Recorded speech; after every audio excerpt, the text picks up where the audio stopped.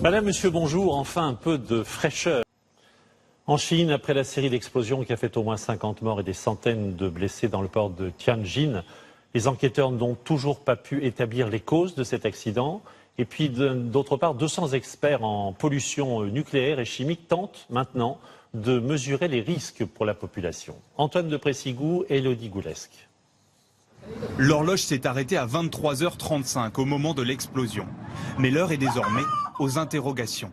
Les deux énormes déflagrations ont eu lieu dans un entrepôt où des centaines de tonnes de produits chimiques dangereux étaient stockés.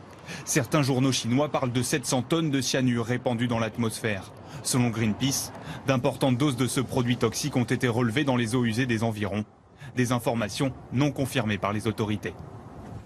Il y a beaucoup de choses qui ne sont pas encore très claires à propos de la situation sur le terrain. Quels sont les polluants? Qu'est-ce qui a explosé? Nous ne savons pas.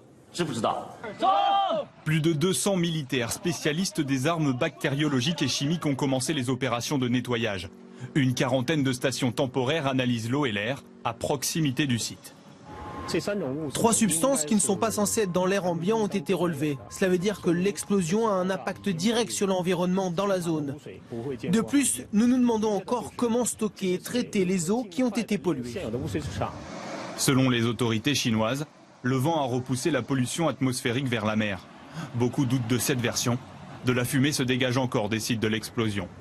Le travail des secours continue. Ce matin, un pompier de 19 ans, jusqu'alors porté disparu, a été retrouvé. Brûlé, blessé à la jambe